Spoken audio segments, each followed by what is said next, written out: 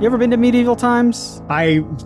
My mom really likes medieval times, so I have been a shocking amount of times. I have been to medieval times when it was like December 22nd and they were like extremely undersold. So like 2 nights just didn't have anybody rooting for them. Oh no. Were any of them the one that had that one in the end? No, I think that they probably tweaked the show. I also like because I lived in the Toronto area and Toronto has a medieval times. And so my mom, despite the fact that it is possibly the tackiest thing in the Milky Way galaxy, my mom loved going and would basically like try to work it into anytime there was like a birthday or something like that. She would be like, "Oh yeah, we could go to medieval times. We could go to medieval times. Oh, you know. You want to have a princess birthday? Perfect. Medieval times. Yeah. You go see the little torture museum for the 23rd time. Cool. Do you want to see the show that gets progressively shorter every time you go for some reason? That's weird, right? Falling profit rates mean they keep cutting acts from the show. Do you want to have the same chicken thigh / tomato soup in the pewter cup? And delicious. And do you want to not eat with forks and knives and spoons? Do they still do that? Do you have to you stuff you with your hands. Yeah. I mean, it's genuinely fun. It's fun. It's a fun activity to do once.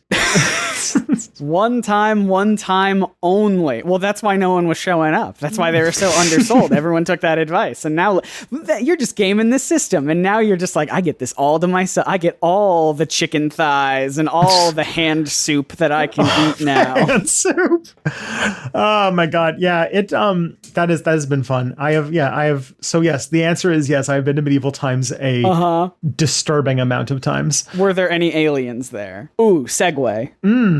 Well, horses walk around on their fingers, so yes. That's pretty alien to me. There is the part where, I don't know how they do this, but they have a falconry show, and everyone's just sitting there with their chickens, with a falcon flying around, and the falcon doesn't think, hey. The falcon has so much self-control. Yeah. I don't need you and your scraps, audience member. I'm fed like a king. I'm fed more than the king here at this show. I am the falcon. The king makes $18.25 an hour. I make a wheelbarrow full of hand soup. Yeah, I was almost, that was another TV show pitch that I wanted to do at one point. And I've seriously considered writing it about a sitcom that takes place at like a sort of Renfest type situation. That is like this sort of character-driven sitcom about trying to restore a failing Renaissance festival. And part of it is like, there's like a subplot about all of the actors sort of trying to unionize. And like the king is like trying to lead like a union effort. The person who plays the king. About them all being underpaid and stuff. That's pretty good. I tried so hard to segue into the show, and then we kept talking about medieval times. But I'm okay. I'm on board with it. You mentioned horses. Do we have to see the?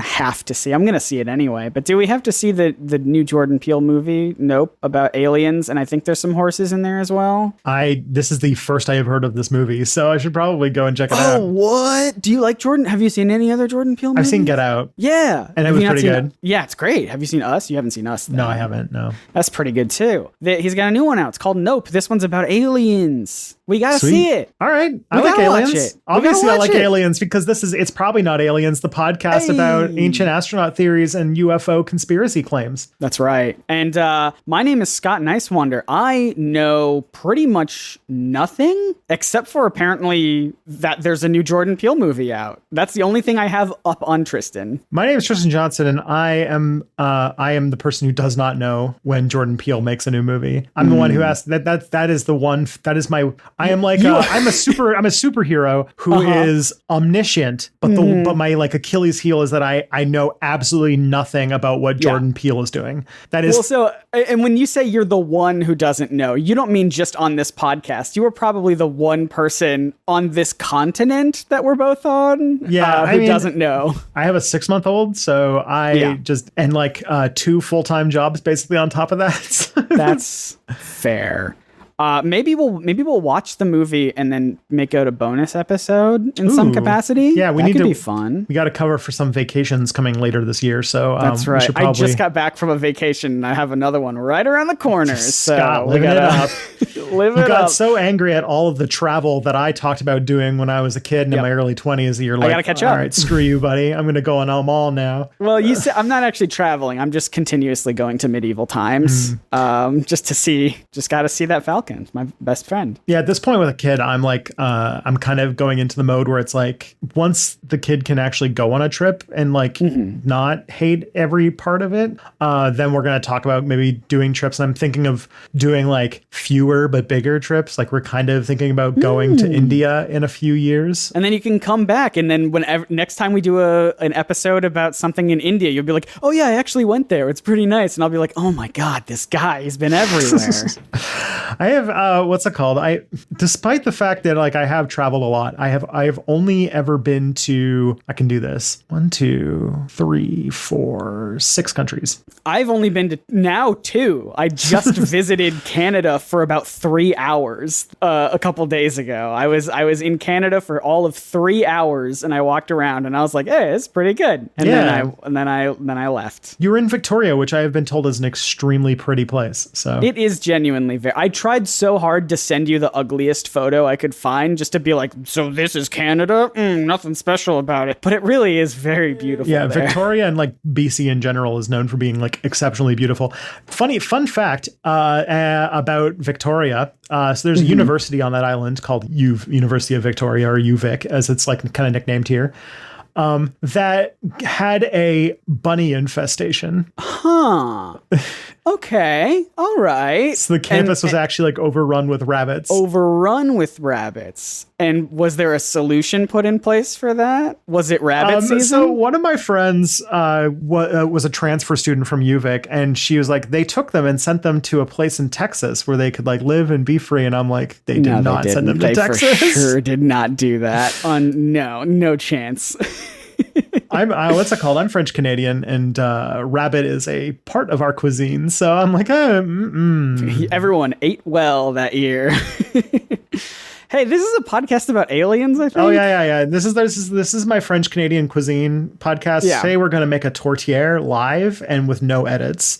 That's right. And then in between, as things are like simmering, I don't know what the word you said was, to things simmer in this dish that you it's named. A pie, so you bake it.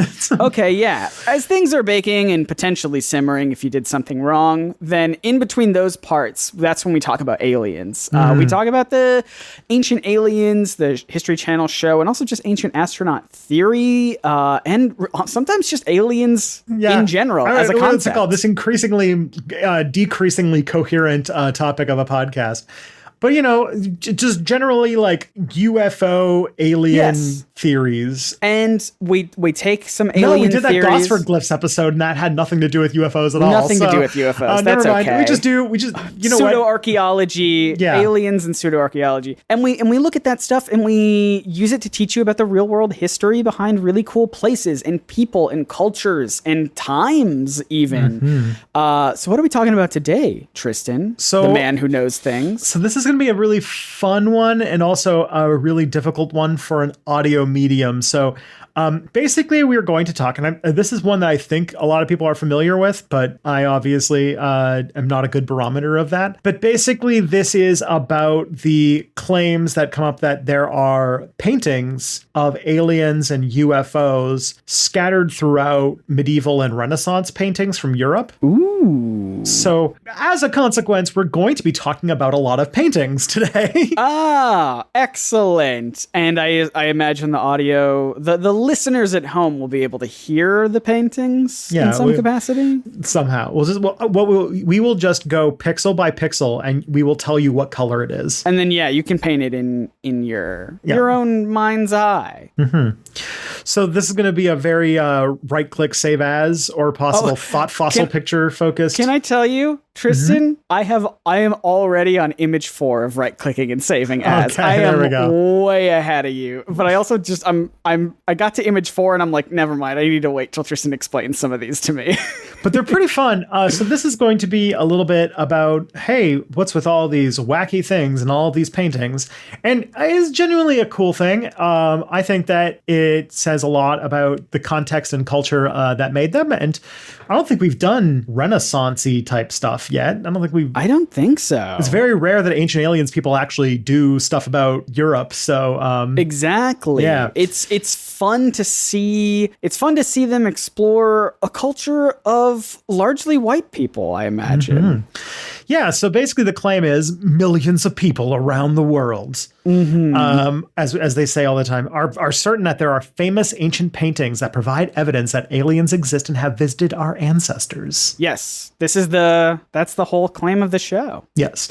So I have broken down the categories of paintings into two major categories. One is pareidolia, and the other one is context missing. So those are the two we're going to be going down.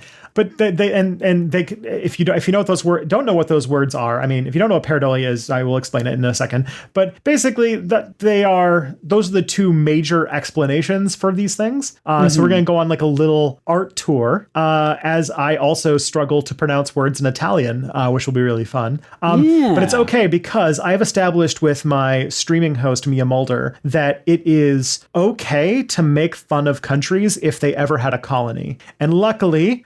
The Italians make with colonization of Ethiopia, so you can do that. Mamma mia! Mamma mia! So this is the best part, is that we get to talk about Europe because they all had colonies. So it is okay, 100% no ambiguity to make fun of the goofy accents or anything. Oh, cool! I'm gonna do that. Spaghetti. There's that is Tristan and Mia's law. If the country had a colony or did colonization at any point in its history, it is free game to be mocked. Is it possible to I don't want to cut you out of this law's name, but is it possible to name it Mamma Mia's Law? Mamma Mia's Law. That is pretty good too. Yeah, let's go with it. I'm down. So yeah, that's what we're going to talk about today. Art. What is it? How do we do it? So these ones also, some of them, they range from being like, okay, come on, Ancient Aliens, and then to like, okay, I can see where the mistake is here. Gotcha. So let's walk through it. We got a whole bunch of paintings that potentially show us that aliens existed back in the day, and people were trying to paint aliens or UFOs or things like that. Mm-hmm. And I'm excited to look at these little beauties. And yeah, I wanna dive into it. All right, so let's talk first about the two pareidolia examples we come from. Yeah, and I don't know what that word is. You were saying earlier, if you don't know what that word is, I'll explain it. And I was just like, that's me. I'm one of those. That's people. Okay. That's okay. That's what this podcast is for. It's for learning. It's an educational podcast. Yeah. So let's talk about these two. So both, by the way, both of these are by the same obscure Italian artist by the name of Leonardo da Vinci. Hey, I've heard of that guy. Yeah. And so there's two paintings that we're talking about. One is called Leonardo's St. John the Baptist, and the other one is Leonardo's Mona Lisa. Oh, a famous one. Yeah. So right off the bat. And of course, clinging on to iconic paintings. Yeah, I mean, and one's riddled with conspiracy theories. Yeah. Let's start with St. John the Baptist, which was a painting he did in. Both of these are actually from around the same time. St. John the Baptist he worked on from 1513 to 1516. It's a painting of St. John the Baptist. Cool. Doing the famous Leonardo da Vinci pointing the index finger at the sky thing. But basically, and this is the one where it's like, okay, Ancient Aliens, go home, you're drunk. They were like, okay, if you take the picture and you mirror it on its side and apply a filter that cranks up the contrast, then you can kind of see a face. Here's the thing, I didn't see it before because I've been looking at this photo like, where's the alien? But now that you say it, I do see it. And if I were to paint a word picture, this is going to be my job for this episode. You're a word painter. I'm the word painter. If it looks like a Solarian from Mass Effect. Oh yeah, kind of. Yeah, the little guys who talk really fast. Yeah, the little thin little guys. They got it's like classic alien, big head, bug eyes, sort of thick, like very skinny jaw that sort of hangs down. That's what it sort of looks like vaguely. Yeah, if you mirror and you crank up the contrast and you lighten the picture, then it's not in the picture. It's not in the painting. You have to duplicate it and do all these effects to it. But so that's a fun one. The other one is a little bit less convincing, but it's a much more famous painting, which is Mona Lisa. Which there you go. I can do another travel flex. I have seen the Mona Lisa. Oh my god! I've heard actually it's not a great experience because it's so crowded. Because it's a little painting. Like it's like about the size of a regular sheet of paper, but it's in this massive room because everyone goes to the Louvre to see the Mona Lisa. And so the room is always packed. And to get even close enough to even look at it, which is wild because I found out recently-ish that the Mona Lisa actually wasn't that famous of a painting until in the early 20th century, there was an attempted robbery. Somebody tried to steal it or did steal it briefly and they got it back. And the sort of media blitz riled up about the Mona Lisa being stolen is what basically gave it a lot of its fame that it has today. So see, and I didn't even know that. So it's not like my knowledge. It's not like I'm thinking it's famous because of it was stolen. It just everything sort of multiplies and continues forward. Now, fine art is interesting because a lot of the times its value comes from the story behind the picture, right? And this is another one where so this is if you mirror Mona Lisa. You gotta mirror it, yeah. And then you zoom in to one part, you get a face. And I showed you I zoomed in and pointed at the face. Yes. And this is very much like Ancient Aliens. This is low, even for you. This one's even harder to explain. It kind of looks like a face. Not really. It looks, if anything, maybe it's like someone wearing a mask because there's really not even a nose or a mouth. You just sort of see eyes and a general head shape. But also, I don't know, because I'm looking at this, because you do have to mirror it again. You have to mirror the Mona Lisa and then put it together. And then, but where is this? Because you have the image of the face separate from the actual painting. Where is this located? It's where the two sides of Mona Lisa meet each other. It's dark. The picture is dark and you have to lighten it up. You have to crank up the brightness on it. Yeah, the other one makes more sense. The other one looks more convincing to me. This one is just our brains being like, everything's a face. Yeah. Oh, you just defined pareidolia. Whoa. Yeah. So this is the other thing. So there's a couple things that might lead people to go in this direction, which is one, there is actually something to Leonardo da Vinci.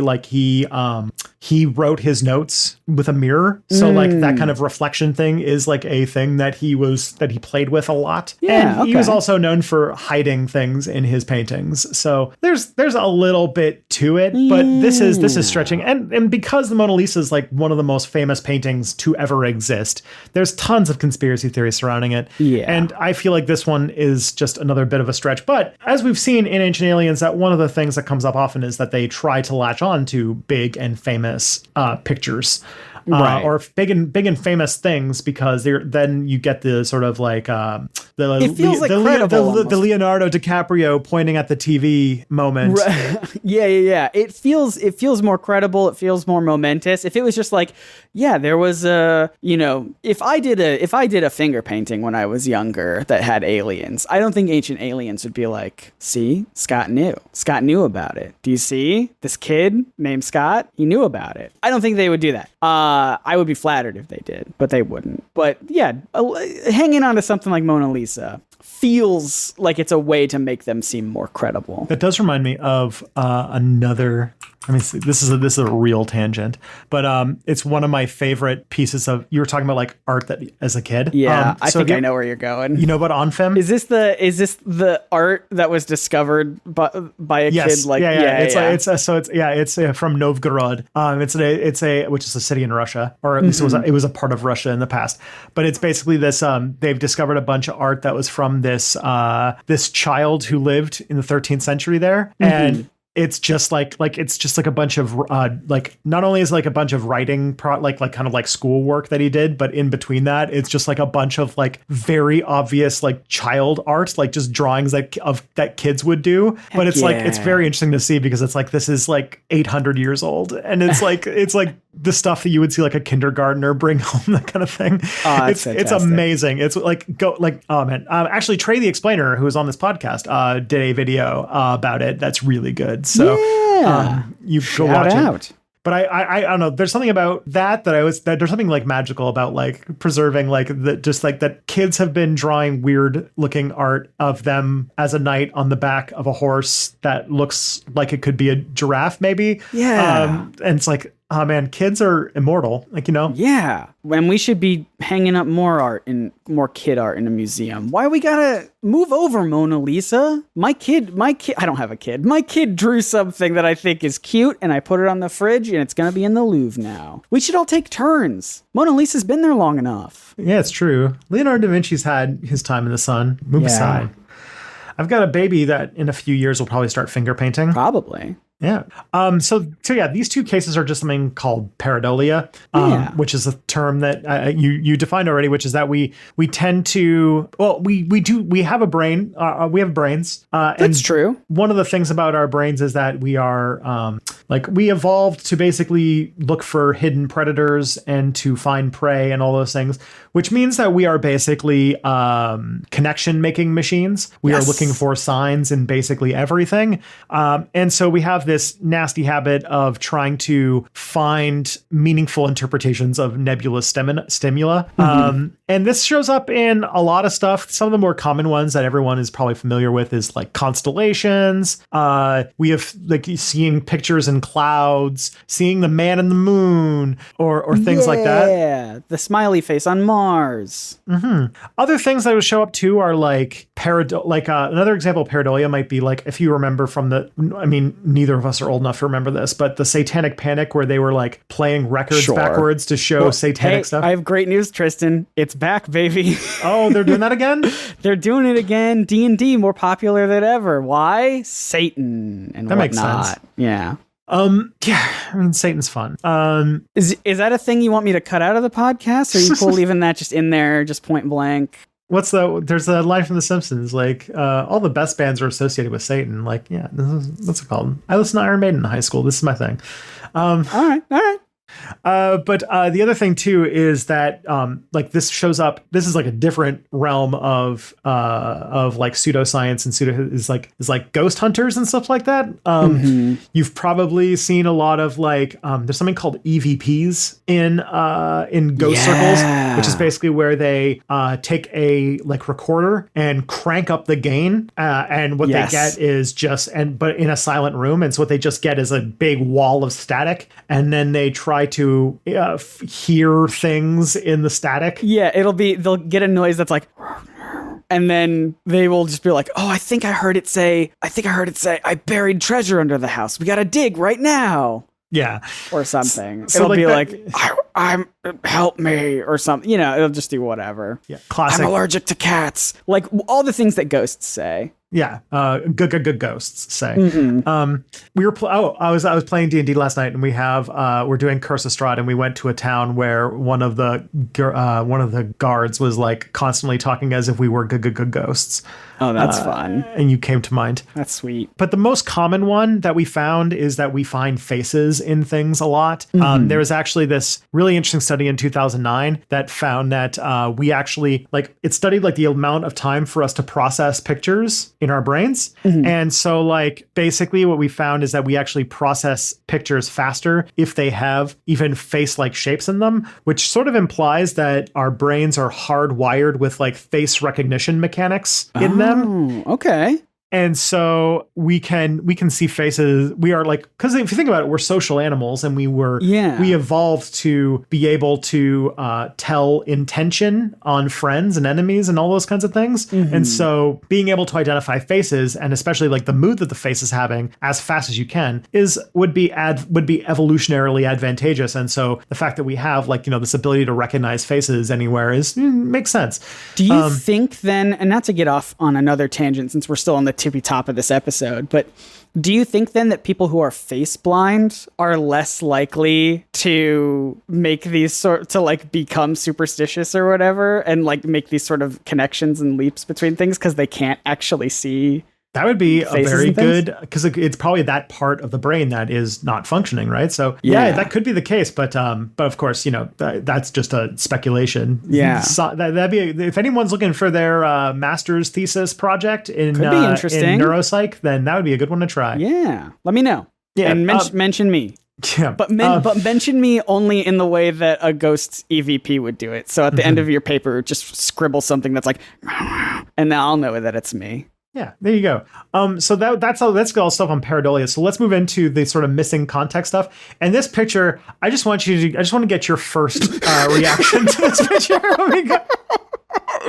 I already right-click save as this one, but I totally missed this. Why does this person have why does this demon have a whole other face on its ass? That is a good question. I don't know. I missed that entirely until I scrolled down. Yeah. Okay, sorry. To paint you a bigger picture, audience, it looks like some sort of religious figure dressed to the nines in like sort of medieval religious garb. And then in front of this person is what looks to be a winged demon. Very scrawny, but very scrawny, very bony, very spiky. Got horns and whatnot, holding a book for this religious figure, and it has a face on its head. It also has a face on its butt. Yup. So I don't know. So this is called Saint Wolfgang and the Devil. It came out in 1475. And it's by this Renaissance painter by the name of Michael Packer. And basically it's around the legend of a guy by the name of Saint Wolfgang, who was a bishop in Regensburg in Bavaria, who in the 10th century reportedly tricked the devil into building a church. So that's a painting of Saint Wolfgang tricking the devil into building a church. Oh, I see. Okay. Doesn't explain my main question, but I'm I'm getting the story behind it. Yeah. I did not think to Google, why does Saint Wolfgang and the Devil have a face on its butt? But and when I say it has a face on its butt, I want you to know it has like eye sockets with eyeballs that have like their own distinct color, and also a mouth with maybe a tooth in there, a singular tooth in this mouth, and it's the entirety of this creature's behind. And I don't want to get any more blue about it. I don't want to get we're an upstanding podcast. It's a family podcast, family friendly. But yeah, this creature does have another creature on its rear end. Yeah. So the depth of the conspiracy goes real deep, which is that people believe that this is an alien. No, it sort of just looks like a demon to me, like a demon with a face butt. But what if it was a face butt alien? That could be. It's like imagine if this was how Voldemort like presented himself on the back of Quirrell in the first Harry Potter. He just turns down and pulls out his pants, and that's what the face is. Harry Potter. And just like the crack is what opens up when he talks. It's like, bravery, your parents had it too. Honestly, I would read that book. I've never read any of the Harry Potters, but I would read that one if Voldemort was a literal butt. I would start there. Well, so that's that. Well, I don't know if there's any topping that one today. All right. But yeah. So unfortunately, the furthest I can get on that is, I don't know, could be an alien. Well, all right. This is as much. That's as much convinced as I've ever been. This demon is actually an alien with a face butt. By the way, also people, I will be tweeting out these photos on Probs Not Aliens Twitter at Probs Not Aliens. Go check it out. See the face butt right now.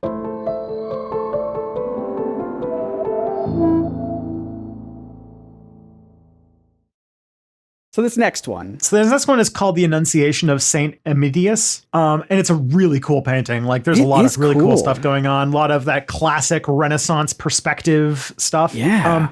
But one of the things that does seem interesting is that there's some sort of saucer in the sky that is shooting a laser beam right into the head of a woman. I didn't notice through a very conveniently placed hole in the wall. It sure is. Yeah, no, there's so much going on in this painting. It just sort of looks like an alley in a nice bright city, and there's just like a lot going on. A lot of people, a lot of birds, and I totally missed this weird little saucer thing kind of in the background, shooting a light beam from the sky through a hole in the building into this, directly into this woman's head. Yeah. So what the hell's going on here? I don't know. Yeah. Is that a UFO that is apparently beaming a bird into this woman's head? Obviously this must be UFOs, or gotta be. No, don't hit me with the or. Let's talk a little bit about this. This was actually painted by a guy by the name of Carlo Crivelli, who basically made this painting to celebrate the announcement by the angel Gabriel to the Virgin Mary that she would become the mother of Jesus. So that lady that's being lasered in the head, that is Virgin Mary. Oh, that's what Immaculate Conception is. Yeah, this is what it looks like. Gotcha. So the theory suggests that the halo of the Holy Spirit depicted in the top left is shining down. The theory is that is a UFO. Right. Obviously. But it's not. It certainly does look like a UFO from a distance. It does, though, is the thing. And here's the main reason that I think that this happened.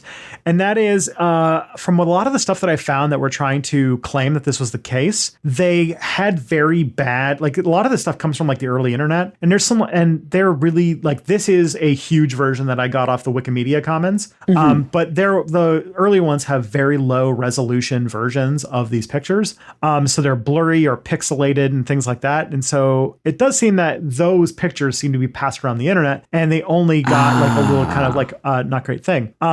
But if they had been familiar with it, if they had been familiar with the art of the period, they would know that there's actually a lot of paintings that show the Annunciation where a ray shoots from a circular cloud onto the head of the Madonna or the Virgin Mary. Okay. But what if it was just a lot of people witnessing aliens at the same time? Could be. This is just a more common, like that's why they're all so nonplussed about it. Yeah.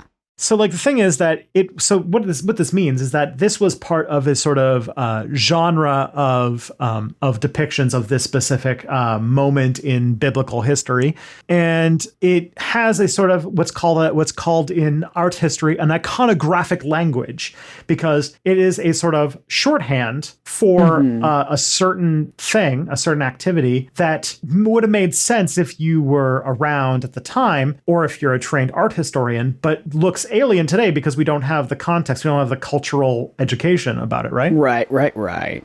I think that if you could talk about like, I was kind of thinking about your memes video from a few weeks back, where a lot of understanding, a lot of them comes from context, and that in like, if there's a comic book where Joker talks about how he has a boner. Yeah. And he just every like fifth word is him being like boner. And then if you look at it through today's lens, it's like ha ha ha, like a penis. Yeah, so this is why the Annunciation of the Madonna is like the Joker saying the word boner a whole lot. Right. They're the exact same thing. Or that new one that I just saw that you had put attention to today of the penguin talking about twinks. That one is apparently doctored, but I still will put it in a video. I'll do. I have a sequel to make. People liked that one, but yeah, no, it's just the boner thing was just because back in the day, boner just meant like flub. It just meant like I made a mistake. So Joker's like, oh, you're gonna take a good hard look at my mistake. You're gonna take a good hard look at my boner, sort of a thing. It's still a little weird, but it is weird, especially for how many times they use the word boner. It's like 40 something times in this one comic book. It does feel like there was a bet involved or something. There was like something a gag like at the office. Yeah, they had to have known. It's a bunch of overworked nerds in the 50s and 60s who like dorks. Yeah, I just imagine like that early, because that looks to me like Golden Age Batman, and so I would imagine that it was like, it's like the 40s, 30s or whatever, and I could just imagine what the writers' room of like very early Batman would have been like, of the kind of people who would draw superhero comics in the 1940s, Overworked and underpaid, trying to make themselves laugh a little bit. And nerds way before it was cool. Oh yeah. And it's not even cool anymore. That's how far it's come. It's now like, come full round. And now it's like, Marvel, please stop making movies. I want to see other movies now. Stop it. They keep making new phases. And I guess I haven't seen a new Marvel since Shang-Chi, so I don't even know what's going on in it anymore.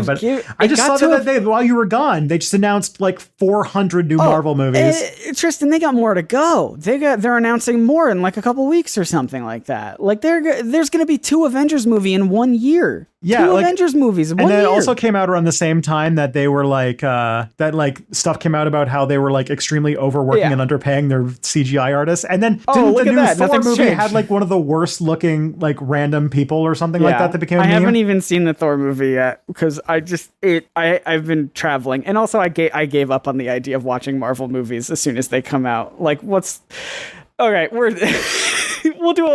this is too much of a tangent. We have so much to go through. Something boners and Virgin Mary. But don't we need to talk about what Secret Invasion is, or like what about Echo? Remember Echo? Remember Echo? Hawkeye? Echo from Hawkeye. I sure as hell remember that name. Ironheart. It's like Iron Man, but not. I like Agatha. Remember Agatha? Okay, everyone loves Agatha. You've hit on one that I actually am like, Or what's I don't know what a Thunderbolts is, but that Thunderbolts Armor Wars. Yeah.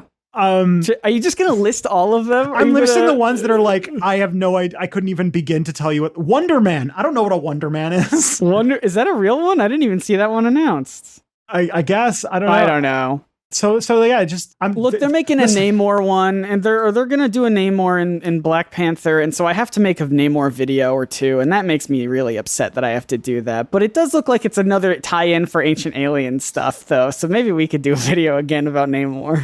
Or you could talk about Nandor, the Relentless from What We Do in the Shadows. That's even better. I think. Way more fun. We've gotten way off track. Yeah. Okay. So this is what it actually is it's the UFO is a painting of a representation of divine power. Yeah. An object in the sky that's a radiant circle of clouds that contains 2 circles of small angels. And so I found a really high res version of this picture, and I cropped out just the flying saucer. And if you look really closely, you can see that it is a cloud, and you can actually see like the little like halos and wings of angels in there. That is true. It does. It is very unmistakably a cloud. Mm-hmm. But also, I think Jordan Peele's Nope has aliens that are disguised as a cloud. I can't remember. I've not seen it yet. I don't know why I said I can't remember. I haven't seen it. I can't remember that thing that I haven't seen yet. Yeah. The other thing, too, is that it does seem that what it is beaming into the Madonna's head is a bird, which is a very common representation of the Holy Spirit. Okay. The missing third type of heat of the Holy Trinity. Yeah. Bird. The bird, Father, Son, and the Holy Ghost. And then bird. That's a thing, right? Well, I don't know what you're saying right now. The Trinity. I know what the Trinity is. What's with the bird? What's with the bird? The bird is the third, like the Father, Son, and then the bird. There's a bird. Yeah. There's a bird involved. The bird of God. The bird. I don't know. I have literally never had a satisfying description of what the Holy Ghost is. So, well, let's just say it's a bird for now. Yeah, the bird of God. That works for me. The bird of God. So the next one we're going to talk about is probably the most iconic of these like UFOs and old paintings thing, which is called the Madonna of with Saint Giovanni. Yeah. Oh, I have seen this. Yeah, this one shows up a lot. I think it's even in the opening like shtick for Ancient Aliens. I think you're right. If I can paint this one. So this is like a circular painting. And it is what I assume is this It's Virgin Mary. Virgin Mary. Yeah. This is Virgin Mary. With an extremely buff toddler. An extremely buff toddler. It's another one of my very fun like art themes in like art history, Christian art history. Yeah. Is that there was this time where they were like, Jesus was perfect. Yeah. Which means that he never changed, which means that he was born like a little adult portioned man. Yeah. And so there's all these old paintings of Jesus looking like a little, like as a baby, but looking like ripped and muscly. This baby is jacked. I don't think that is Jesus, but it just reminds me of that. Okay, it is a baby that is absolutely shredded, and it's being held up by what I presume is an angel, not a biblically accurate one, if you ask me, because it just looks like another baby with a halo who's not as jacked, but I guess we can't see that baby as well. And it's just everything about this looks totally normal. Like you wouldn't even blink, just walking by it. Except in the very back, in the sky, there looks to be what looks maybe on first glance to be a smudge of some kind, but if you keep zooming in, you see something in the sky that looks like it's radiating light, and it looks like it could be a spaceship, and there's even a person on the ground in the far background of this painting looking up at this thing in the sky. So it had to have been something intentional that this other person, this other subject in the painting is looking up at this really tiny smudge that does appear to be like a George Jetson vehicle. Mm-hmm. Yeah, this is so this painting's in the Palazzo Vecchio in the Hercules room, and it's actually known locally as the Madonna del UFO, or Our Lady of the Flying Saucer. And yeah, it does look a lot like a UFO. I'm not gonna lie. No, yeah, it does. So what it is, from what I could find, and one of the funniest articles that I found that actually like explained this to me the most accessible way, was an article explaining these paintings by like I shit you not, like it was like a website that was like cool educational articles for Catholic kids. For cool Catholic kids, like I was trying to be like, "Hello, teens. fellow kids." Yeah, like cool teen Catholic site. Painting facts for cool Catholic teens. Yeah, so because they were trying to like appeal to the kids by talking about ancient aliens. But what they say is that this is apparently angels that appeared to as shepherds around the birth of Christ. And in a lot of older paintings before what was called the Neoplatonist period, there was a lot of angels being depicted this way. So like we talked about this in previous episodes, that angels were, inhuman monsters of incomprehensible too many eyeballs. But then there was sort of, as the Catholic Church sort of, and like the Renaissance really dug in, the style sort of changed, and they sort of took a look at like their sort of interest in human forms, and also trying to do some syncretism with Roman religion and stuff like that. Angels sort of did turn into sort of the winged Virgils that they are today. And so this is sort of a throwback to an older idea of angels, and it is out of place. And that's what I think is interesting. Yeah, because then it makes me question why there's that other, what looks to be angel in the much more foreground, but it's just like another little baby that has a halo. Mm-hmm. So this is what I think is interesting, because this is not from the time when they depicted angels this way, which sticks out. And so I had to do a little bit of sleuthing to find out why are they doing such like an old style angel in this thing. Hit me with it, Nancy. And I came across a very interesting story about what was going on in Florence at this time. So Are you ready for some Florence stories? Oh, I'm always ready for some Florence stories. So the time when this painting came out, it was the city of Florence had come under the sway of the city of Florence. I thought we were going to talk about Florence Pugh for a second. I like talking about Florence Pugh. I don't know who that is. Oh my God. Watch a movie, Tristan. I watched part of Blade Runner 2049 recently. I don't think she was in that. Florence Pugh's great. Anyway, we're talking about the Florence city from the Florence and the Machine? No, right? No, different Florence. Everyone's named Florence these days. Just don't worry about it. Florence the city. Sorry, continue. So in this time, apparently Florence was under the sway of an infamous friar by the name of Girolamo Savonarola. who was apparently this fire and brimstone monk that got very famous because he was doing all of these like sermons that were condemning the corruption that he saw in the ruling Florentine family, the Medicis. And basically because of the... Can you say Medici again, but put a little spice on that? The Medici. Thank you. Which are, some people are like, I recognize the Medicis because they were very big Renaissance patrons, basically, right? But basically, like this guy was saying that like the end of the world, Revelations is coming because of the corruption of the evil Medicis and like all that kind of stuff. And called for like this return to traditional Catholic values. And at the same time, Florence was under threat of getting invaded by France. And this stuff together led to this sort of big like religious reactionary movement within Florence. And they actually threw out the Medicis and declared themselves a republic and made Jesus the king of the city. Oh, okay. Did he have to be around to do that? I don't know. Probably it seems not. like not, right? No one's seen much of him in the last few millennia. So slacker. Yeah, it's true. Yeah, you come back to life one time and everyone's like, oh wow, that's enough for me. Like, I still have to show up to work every day. Yeah, and I die like every other week. I know. Anyways. Of boredom when there's not more episodes of this podcast to listen to. So subscribe, propsonaliens.com. So we're so good at this. It's so good. We're pros.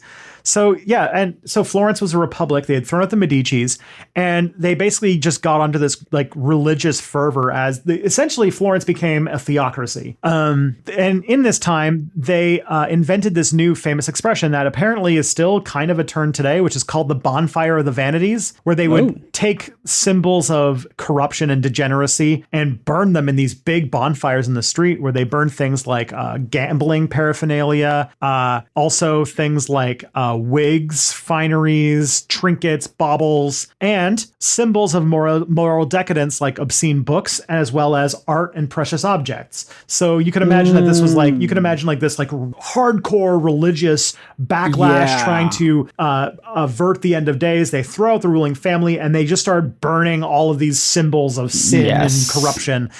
So you can imagine this is a pretty tough crowd to be an artist in. Oh, I like the collar pull that you did there just then. So that meant that, so you could imagine that amount of suspicion and condemnation would influence the artists who were working at that time. Yeah, absolutely. And there were a lot of people like the famous Sandro Botticelli, whose the Medicis were his patrons, who did famous things like denounce their earlier work as heathens and proclaim themselves ready to represent mystical subjects in a more pure form, which meant a more rigid and archaic and didactic style, because they rejected sort of the Neoplatonism depiction of angels as sort of this degenerate, heathen art form, and decided to return to older, safer icons of representing angels. Right. And so people are thinking that, Mainardi's Madonna here is part of that. And we do see elements of it in many other paintings of the Nativity, which is sort of the birth of Jesus. There are sort of angels depicted this way in groups and by artists like Fapa, Pitturicchio,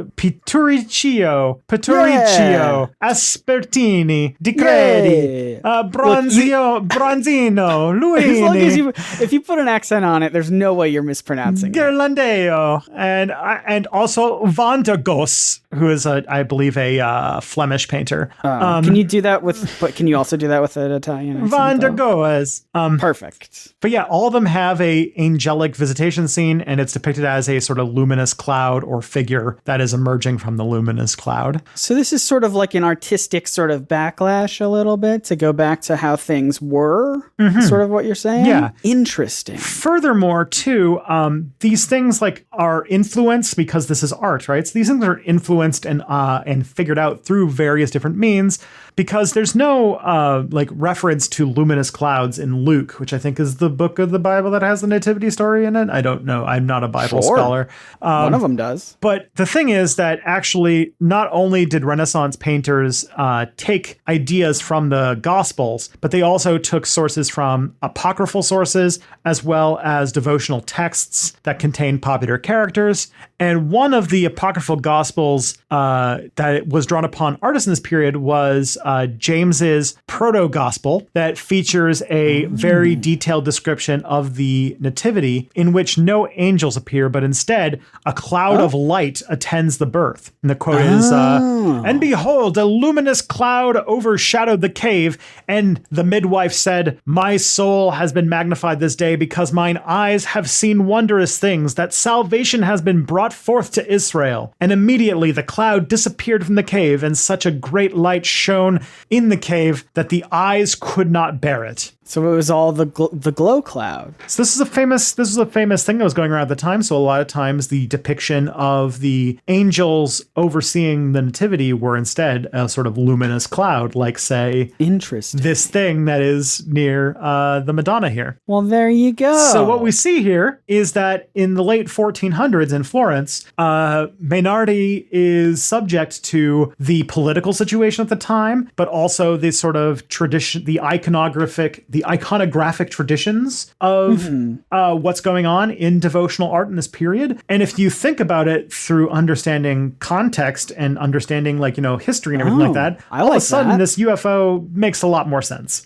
Yeah, I think so. They're not UFOs. Everything's been either our brains trying to find faces or just glow clouds, fancy clouds in the sky that are also similarly ominous, but for different reasons. And there's another case here too with this one that I didn't find a lot of descriptions of it. There's a 1710 painting called The Baptism of Christ, where you see something that looks very disc-shaped and has these rays coming down. It's by a Flemish artist by the name of Eert de Gelder. And in the end, now that you kind of understand the context, this makes a lot more sense.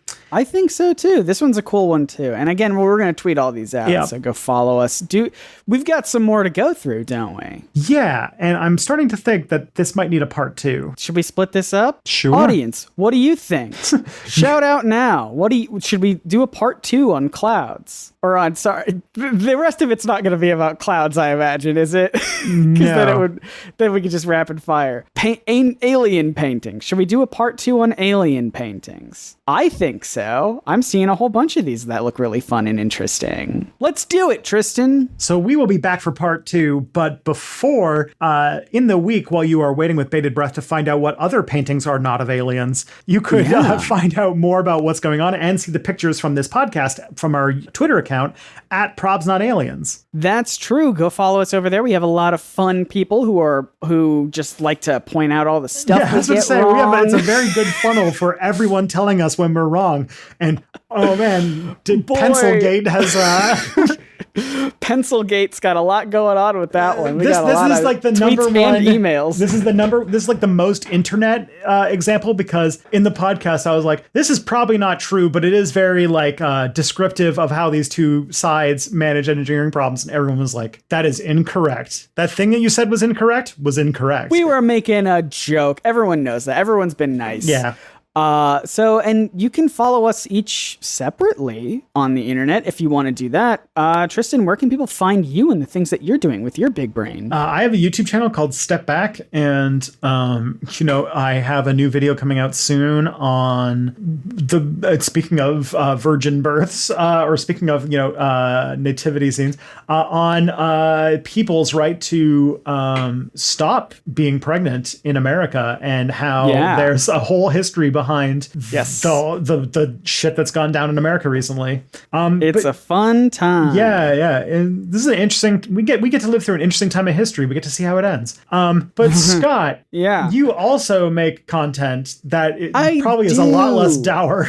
Oh my gosh. I have a YouTube channel called Nerdsync, Nerdsync, where I make video essays about comics and superheroes and movies and cartoons. I'm working on one right now about Thor the Dark World, and it's so much different. It's so much different than Tristan's video about abortion, because my video about Thor: The Dark World is going to be about abortion. So you can that go is ahead.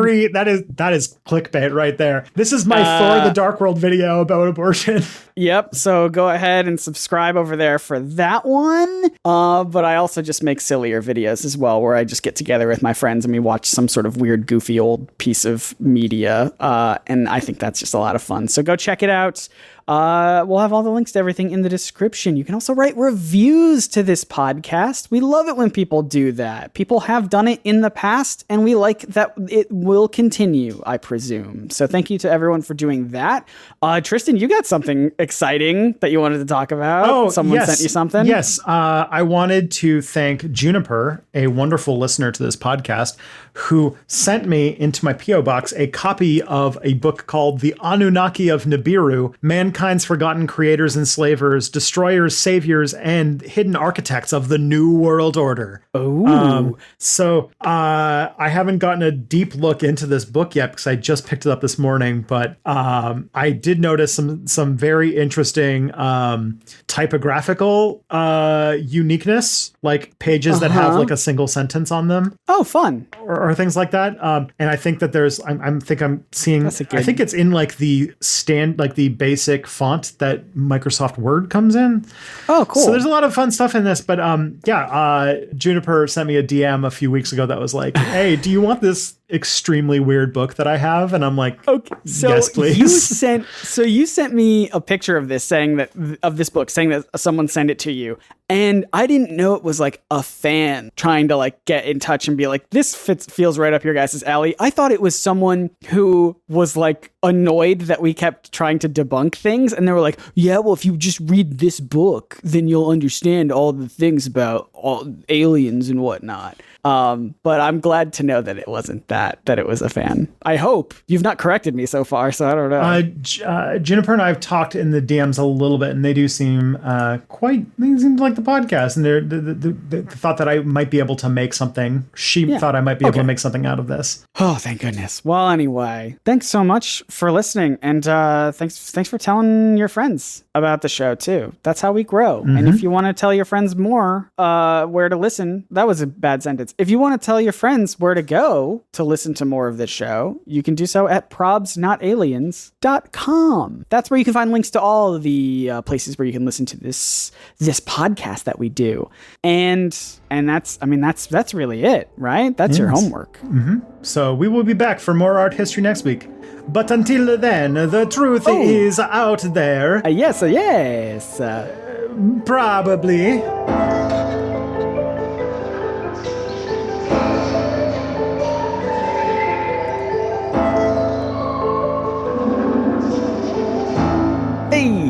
Hey, pizzeria. East Side Mario's. Hey, bada bing, bada boom. There's my Canadian cred right there. There's my Canadian cred right there. There's my Canadian cred right there. There's my Canadian cred right there. There's my Canadian cred right there. There's my Canadian cred right there. There's my